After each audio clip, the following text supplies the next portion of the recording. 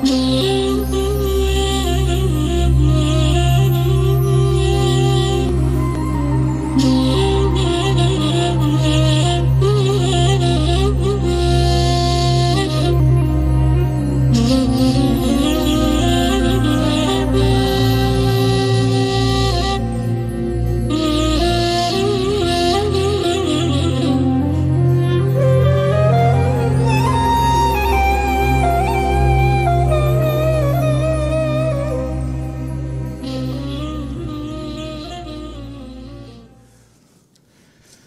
y'all notice anything different?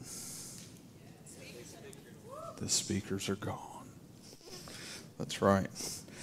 The guy's been working diligently this week on trying to tune in for the tune in the new system. You can say you were there the first Sunday of the new system and all that. It only took 18 years, for us to be able to pony up on that, but here we are, and we're grateful for it, and grateful for all of you and your faithfulness for helping it to happen, because it wouldn't otherwise. Rick, thank you for all your help, and we appreciate you and Blackhawk and all y'all have done for us. Couple things, man. We're getting into that time of year, getting close to Christmas, and we'll be having starting a Christmas series in a couple of weeks. We're excited about that. There's several things that I'm going to go ahead and mention, although we're way out from them. Christmas Day is on a Sunday. We've had this happen before, and the last time that it happened, we did what we're going to do this year, which is we had a Christmas Eve service, and then we encouraged everybody to be with their families on Christmas Day. So we will not be having a service on that Sunday morning, but we will be having, of course, our Christmas Eve services, our service that we have on Saturday night. So come be a part of that. That's a come in your pajamas kind of thing, and we have a good time. It's great. So hope that you can make that with us. And then because of the way the calendar falls, then New Year's Day is also a Sunday. And so what we've decided to do is we're going to have a New Year's Day service at 5 o'clock in the afternoon. So you can stay up late and do all the things, and then we're actually gonna do kind of like a different kind of like a prayer service to kind of start off the year together, and then have I think hot chocolate and hot dogs, little fires going and stuff like that. So we hope that you can make all that. But I figure the sooner you know about it, the sooner you can plan for it. I know how some of you planners are. You like to know in advance. And then I'm over here like, what are we doing in just a minute? So, and that's okay. Well, hey, we're going to jump into Ruth here. If you've got a Bible, go ahead and get it out and go with me to Ruth chapter 4. If you don't have a Bible, our ushers have Bibles, and they would be glad to bring you one. If you don't own one, you can keep that one. We'd love for you to take it, consider it a gift. But Ruth chapter 4 is where we are today, and we're going to finish this sucker out. So excited about that. Man, it really has been such a great time in the Scriptures for me personally, and I think for our church. I've had a lot of people talk to me about it. Always grateful for the feedback, even if it's not good, feedback or whatever, I'll take it. So, but no, it's been really good, and I appreciate it, and just love seeing the Lord work through His Word in the life of our church. So I don't know if I have it in me to do another recap of everything in Ruth. I've been doing that for weeks on weeks on weeks. But the very, very short is we've had a family that's been through a lot, been through a whole lot, been through a lot of loss, been through death, been through just probably moments of despair that most of us probably could identify with because of maybe something that's happened in our lives at times where it just feels like there's just no hope. And, that's probably definitely the case for Ruth and her mother-in-law, Naomi, who were left husbandless, left as widows, left without Naomi was left without her sons. And, just put in this crazy situation, not to mention that, we've got Ruth who, basically Naomi and her husband, Elimelech, they had moved to Moab. They had left God's people, left his place that he had picked out for them, went to another country, met the boys, both their boys met ladies, married these ladies, were married probably around 10 years or so, and then Elimelech and both the boys all die. No children were had. And the scripture's kind of clear about that, kind of leaning us to believe, that they were barren or whatever, and all of this. And so, they go. Naomi and Ruth, one of the daughters-in-law, end up going back to the people of God, going back to Judah, going back to be with the people of Israel, and all this. And so then, we have this moment here where, she's having to do all this stuff. Ruth's having to do all this stuff to kind of carry them. The daughter-in-law is kind of carrying the load, so to speak, and she's fine with it. She's cool with it. But again, just very, very hard moments, trying to provide, trying to do the things that they need. And God keeps providing. In fact, if you get real specific in the story of Ruth, there's 2 times that where it specifically talks about God's provision. One of them is in the food, in the famine being done, and the food coming back in, the harvests coming back in, so to speak. And then later on is the passage that we're going to read today.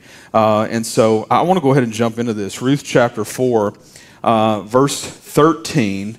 And at this point, we have seen now Boaz, who is the guy that owned the field that Ruth worked in, and they, were probably making eyes at each other and these kinds of things.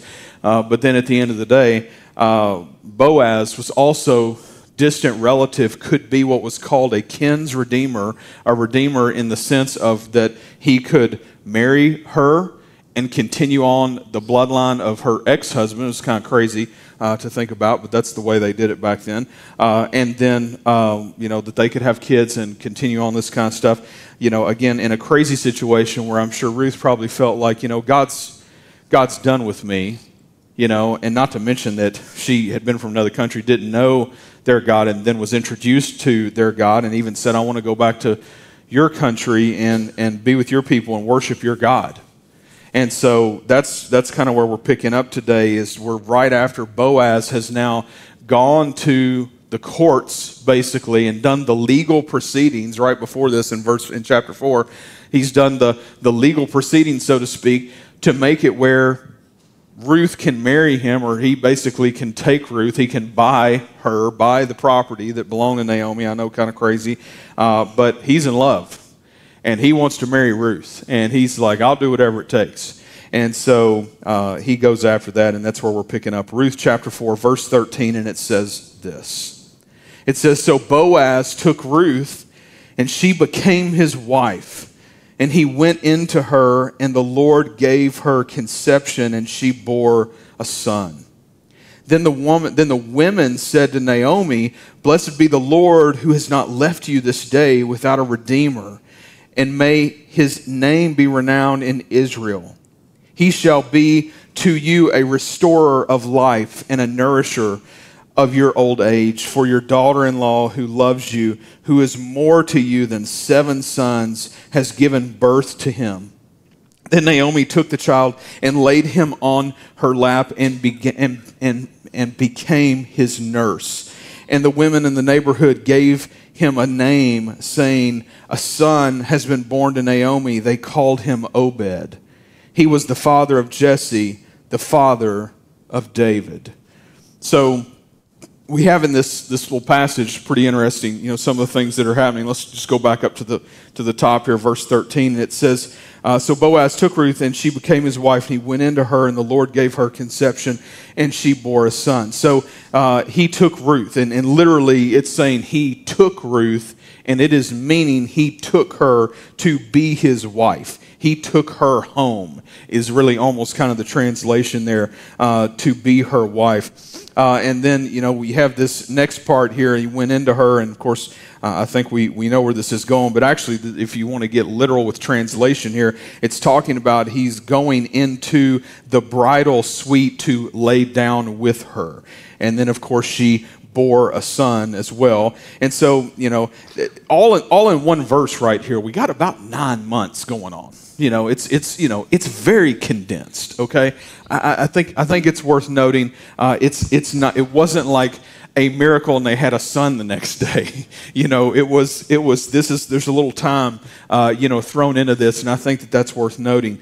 But even so, I think that it's also worth noting that, going back to what I was talking about a few minutes ago about how Ruth was barren, if you look at the lineage that leads to Jesus, going back through all these people, you will find over and over and over these ladies who were not supposed to have children. I mean, historically speaking, and out of some of the craziest circumstances. By the way, Boaz's mama was a prostitute. Okay, I mean, again, you can go back, you can check. We don't have time to dig it all up. But, I mean, there are so many situations over and over, going back and going back and going back, where we see God working in the lives of people that probably would think, and sometimes we might be guilty of thinking, oh, no, God's not going to do anything with that. He's done with that. Folks, He's not done with anything. If we're here, there's a reason for it. There's a purpose for it. And we see here with Ruth, even this, amazing thing that is happening, and really even still a little bit, to me, just it feels like the foreshadowing of, like, God's going to use this lady who couldn't have kids to have a child that would be the father of, and the father of, and the father of, and then somebody else that couldn't have kids to have a child who would, be the father of, that would be the father of, and keep going and keep going. And this happens over and over throughout the story of God and the story of history, and to the point that it's like, I'm thinking, if I'm just an outsider looking in, I'm thinking, well, God surely would do something really cool when He's going to send His actual Son to earth to join us. Like, maybe how could He trump a barren woman? How about a virgin one, right? And so again, it's like this amazing story of God working through the craziest of situations. Let me just help you with something right quick. If you're in one of these moments in life where you feel hopeless and you think to yourself, you know what? I don't see a way. I don't see how God could use this. I just, what is it even worth? Listen, God wants to use that story. Don't waste your suffering. God wants to use your story. He wants to use you to glorify Him. He wants to use you to lead other people to Him. I love what these ladies do. So first of all, we've got the women coming back. This is the crowd of women. You remember these women. I don't want to call them a gaggle or something, but I won't. I don't know if they're a gaggle or not. It just seems kind of fun. But, that's me adding to the scripture. I'm not going to do that. But, so we've got these ladies. And these ladies, we've seen these ladies before. These ladies were earlier in the scriptures here in the book of Ruth, right? You remember them? In the beginning of chapter 2, when Ruth and Naomi come to town. And remember what happens. All these ladies gather around. They're like, oh, aren't you Naomi? Right? Remember that? And they're like, aren't you Naomi? And she's like, no, I'm not. And I'm sure Ruth was like, what? And if you remember, she's like, no, I'm Mara. And Mara meant to be bitter. And basically, Naomi she wasn't just wearing her emotions on her sleeve. She's renaming herself her emotions, And so she takes on the whole, like, I'm not just bitter. I am the personification of bitter. I am bitter. I am Mara. No longer will you call me Naomi. It's interesting to see, how God uses the naming thing here, because, first of all, even with like Naomi and her bitter thing, Naomi's name, Naomi, meant sweet. So basically it was like she was literally going to be the opposite of what her real name was. for these people. But anyway, these people, these ladies that came to her to begin with, they came, as far as we know, in a caring sense of like, it's Naomi, you're back, we're glad to see you, kind of a thing.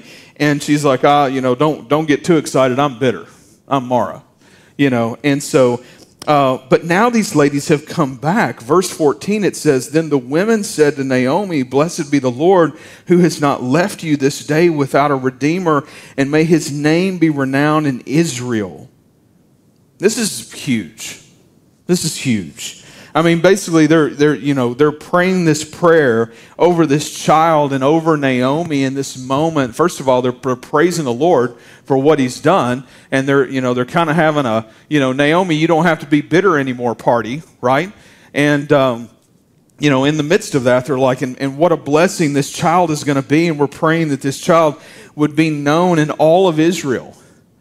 And again, I can't help but wonder, like, how much did they really know in the moment? Like, did God move in their heart for them to say that in some way and in some fashion, that they knew in that moment that what they were speaking was something that was going to be so true that everyone would know and speak of His name from the lineage of David, from the lineage of Jesus, all of these things, that this amazing thing was happening.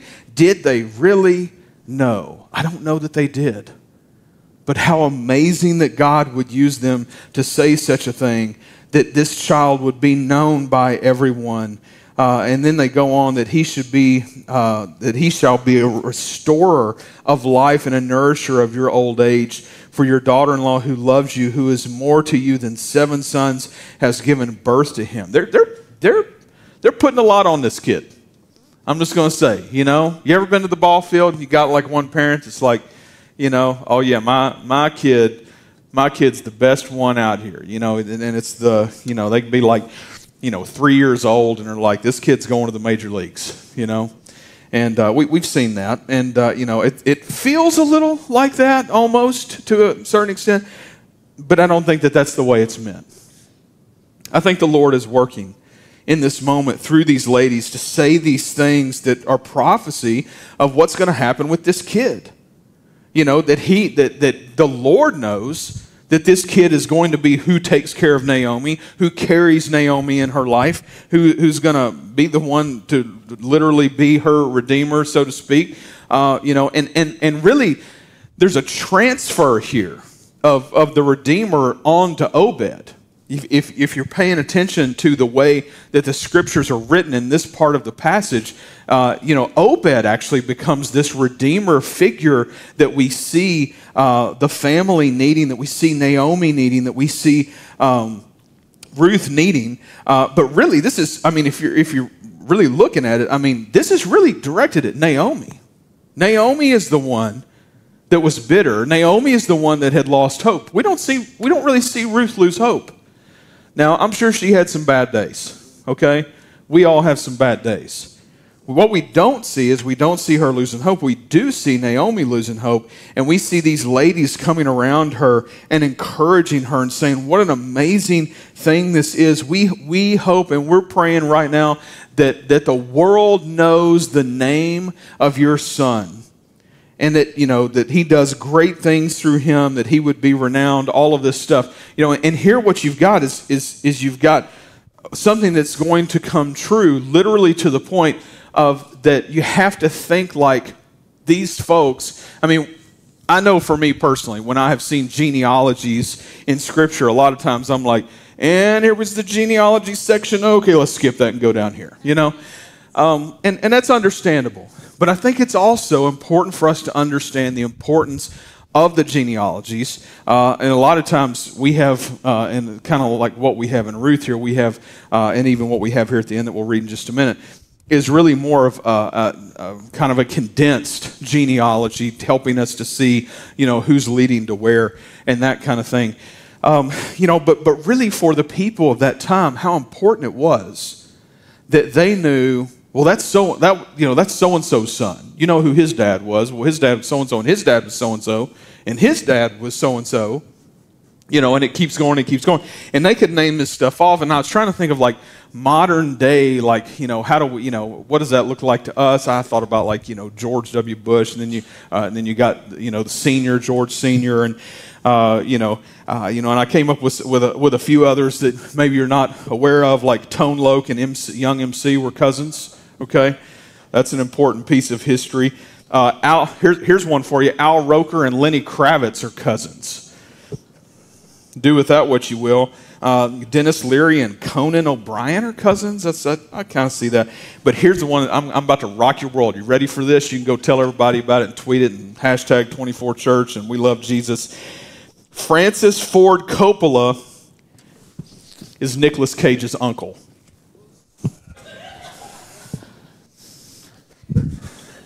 Right? All that to say, the importance of like who these people are and literally what we see God doing and weaving in and out of history, okay? Like it's fun with the pop culture thing, but I mean like this is history, right? This is history, and it's not just history, it's history that leads to our Savior. It's history that leads to Jesus. It's history that leads to the people of Israel having a king. And all these years later, here we are, and we're talking about Obed. And we're talking about his place in history. It's amazing. We see this amazing love story between Ruth and Boaz, and it's this reminder that God enjoys us enjoying one another in our lives. And the piece of the puzzle, and I'd love to tell you today that and some people say this, everybody's got a Boaz or everybody's got a Ruth or whatever it may be, and the truth is that's not always necessarily true. God calls some people to singleness, and I think if we're not careful, we make an idol out of the idea even of having a relationship. Now, does God want us to have relationships? Absolutely, I truly believe that. And he blesses those relationships, especially that are honoring to him. Let me say that again. He blesses those relationships that are honoring to him. And I have people all the time, like, oh, well, what do you think about, this? What do you think about that? I know Scripture says this, no Scripture says that. I'm just telling you, like, if you want God to honor your relationship, then honor him with your relationship. If you want him to bless your relationship, then seek him with what that relationship looks like. May it be a biblical relationship.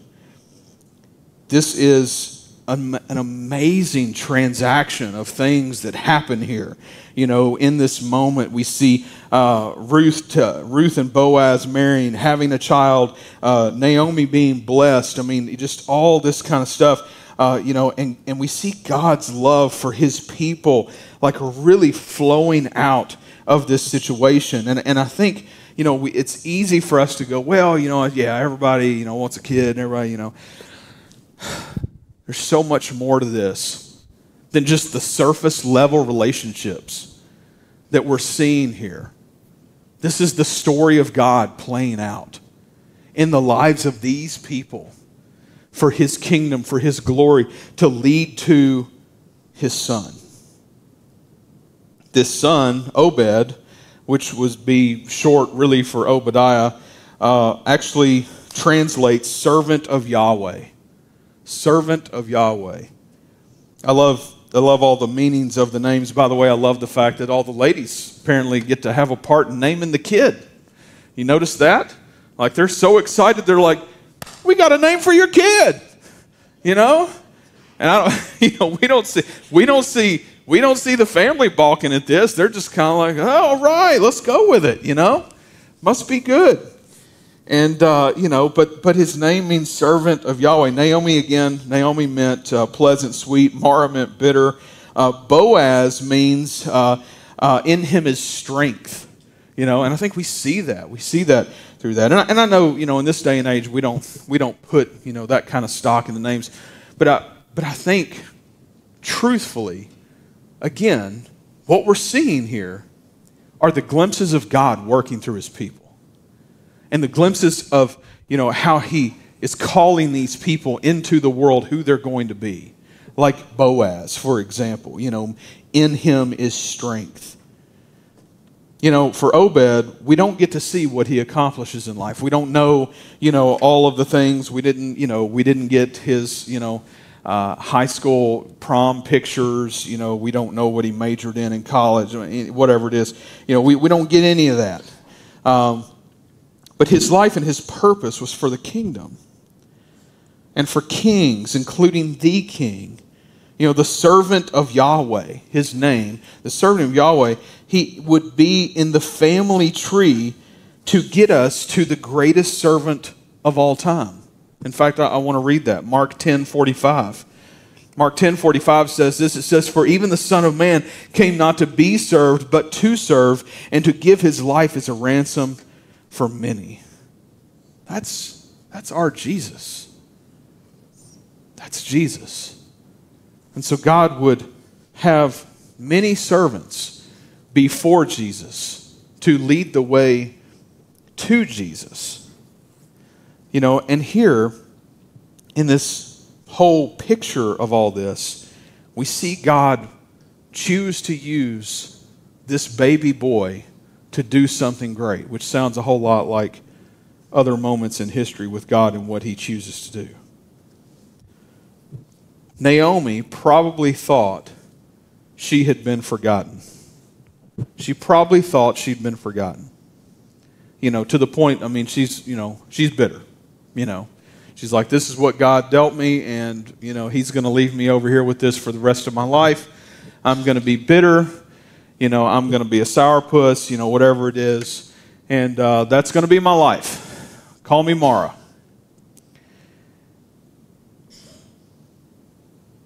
But I'm guessing that Naomi probably wasn't the only one to feel that way throughout this story. There were probably moments.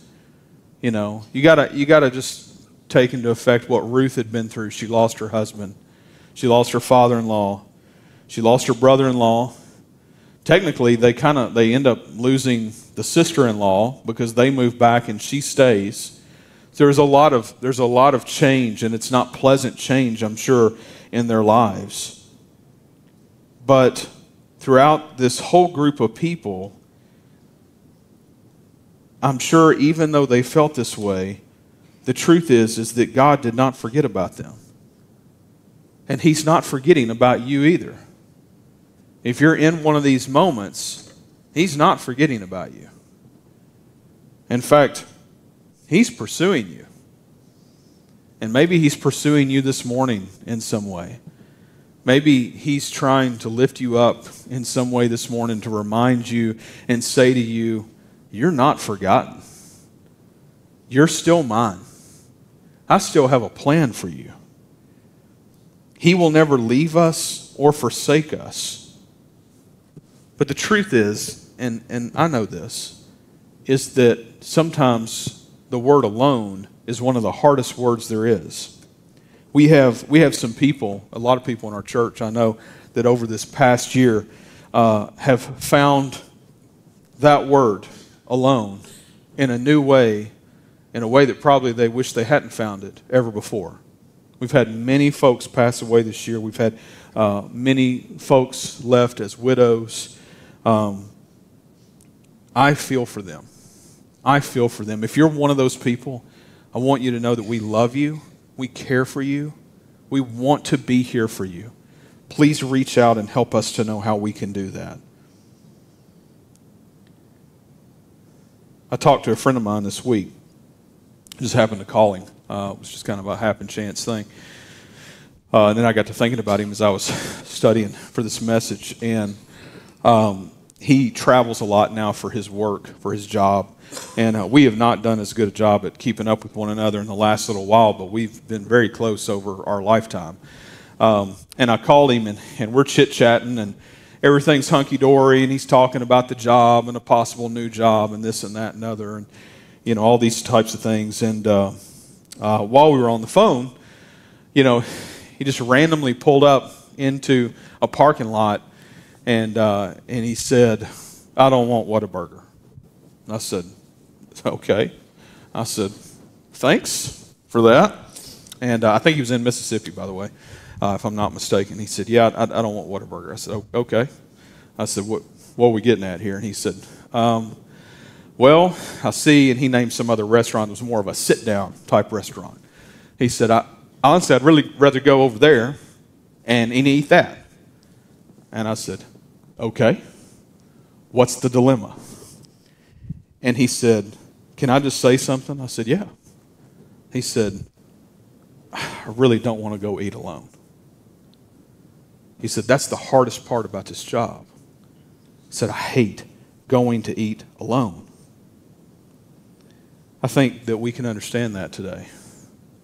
I think even folks that, I know a lot of folks struggle with being around lots of people, or not very extroverted or whatever, and more introverted.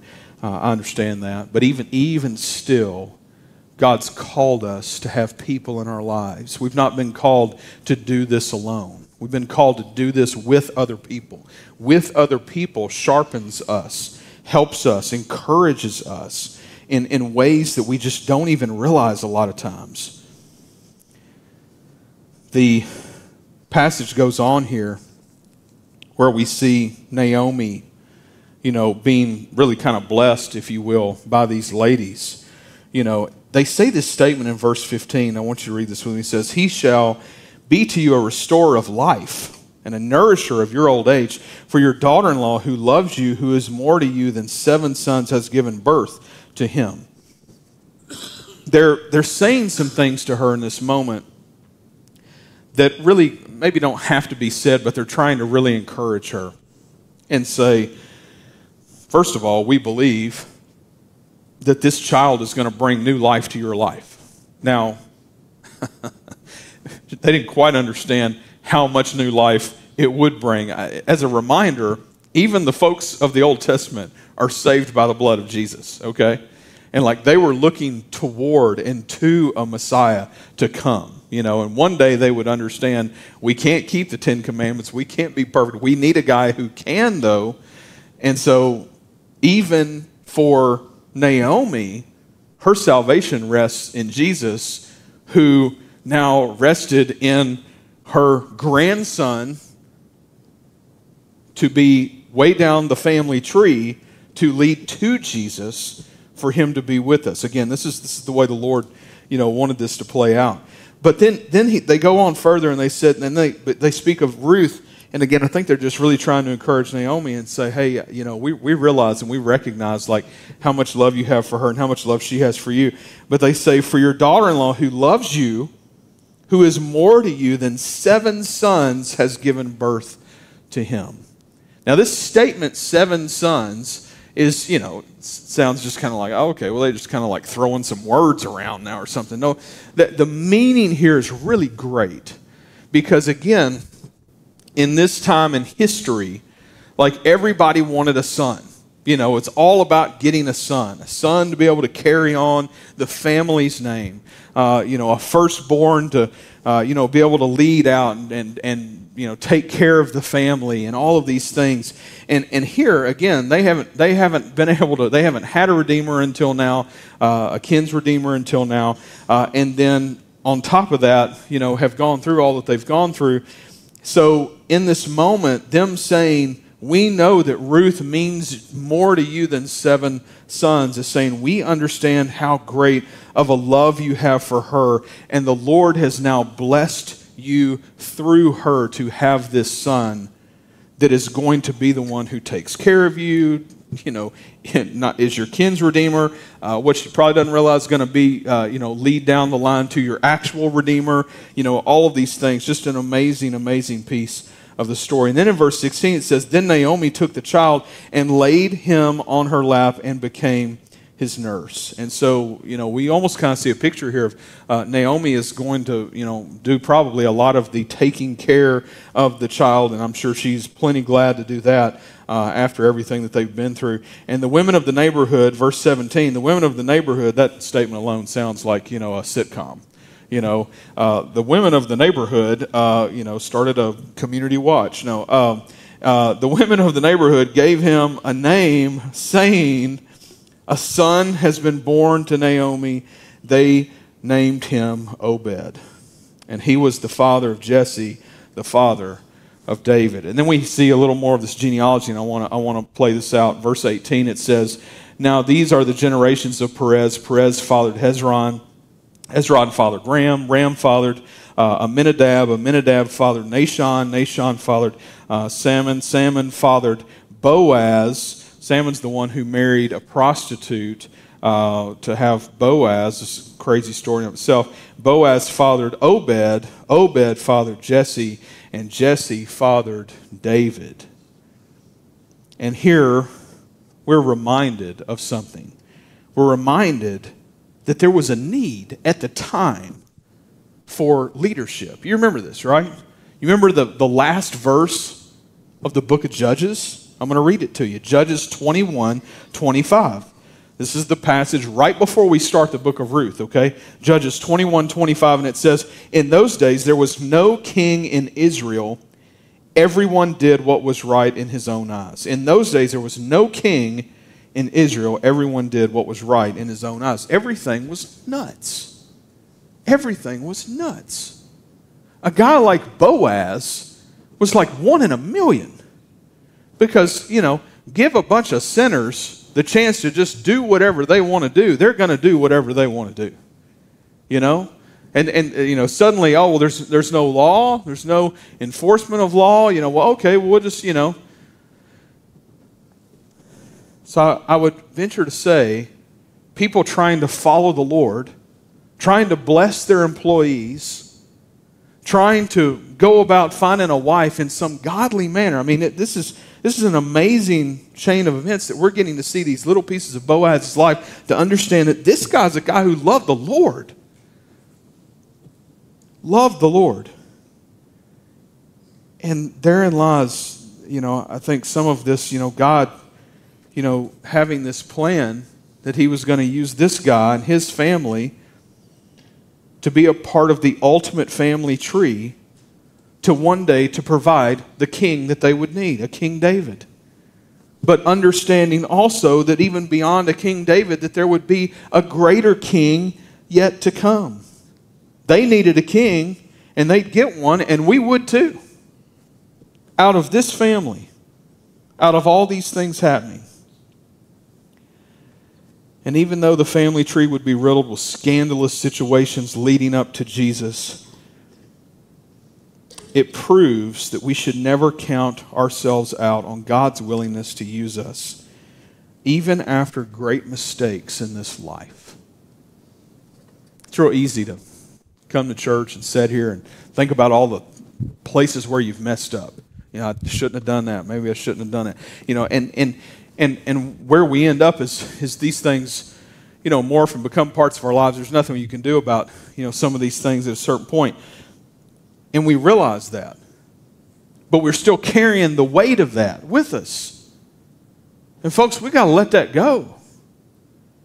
Jesus didn't die on the cross that we go around carrying all the weight of the things that we did in the past to keep us locked down from doing the things that he's calling us to do in the future.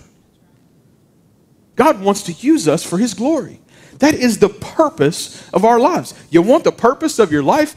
It's that. Glorify God in everything that you do. And let the shackles be gone. Because the Lord wants to use you and work through you that other people would know Jesus because they know you. That's it. And I'm reminded of this, Romans 3, verse 22. And it says, "The righteousness of God through faith in Jesus Christ for all who believe. For there is no distinction. For all have sinned and fall short of the glory of God, and are justified by his grace as a gift through the redemption that is in Christ Jesus." All have fallen short of the glory of God. And we can receive Jesus for all who believe. We are justified by his grace as a gift through the redemption that is in Christ Jesus. We don't earn gifts. We receive them. What God has done for us is something that literally all we can do is say, yes, I believe. I trust in you, Lord. The great part is, we're all sinners.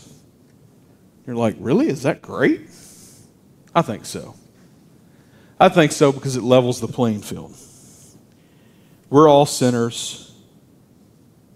And the great part of that really leads to the fact that Jesus came to save sinners. Jesus didn't come to save the perfect people. He wouldn't have needed to have done that. How amazing is his grace. I bet Ruth never imagined what would happen later. On the day that she told Naomi that she was going to her land and wanted to worship the God of Israel, her God. I bet Ruth didn't realize what would come with that. It's unreal. It's unreal. There's a moment in time right there where she belongs to another people which believed in other gods, and somewhere in there the Lord spoke to her heart and helped her to see her need for him. And she followed him literally to the point of following Naomi back to be with God's people and the people of Israel to worship him. And her life would be changed forever. What's God want to do in your life? What's God want to do in your story? May I remind you, God doesn't forget us. He forgives us. We are never forgotten. We are amazingly forgiven. If you've never received Christ as your Savior and you would like to talk to somebody about that today, when I get done here, I'm going out there. Would love to pray with you and talk with you about that. Let's pray together. God, thank you for helping us to see parts of how you've worked out your story. What a blessing that is for us today, Lord. God, I pray that we wouldn't take it for granted. God, I pray that we would recognize not just our need for you, but that you want to have a personal relationship with us. That you want to work in our hearts. Help us to follow you. Help us to grow in who you are. Make us more like you. Make our hearts look like your heart. God, we need you today as much as we needed you the day you saved us. God, thank you for never forgetting us. Thank you for always being there for us. Thank you for never forsaking us. Thank you for the constant reminder throughout your word that it is all about your Son, Jesus. God, thank you for the redeemers that you send in our lives, but Lord, thank you ultimately for the Redeemer, your Son, Jesus, who gave his life on the cross, defeated death on our behalf, that we might have life. Lord, thank you for him. God, I pray for anyone, Lord, that is listening to this that has never trusted, never believed in you as their Savior. God, I pray, Lord, that today would be the day that you would do something special in their heart. Lord, help them to see their need for you. God, may they trust in you and believe in you today in a way that they never have before and say, Lord, become my Savior. Lord, save me from my sin. Make me yours. God, I pray that you would do that in the lives of those that don't know you. God, thank you for your Son. We ask all this in his name. Amen.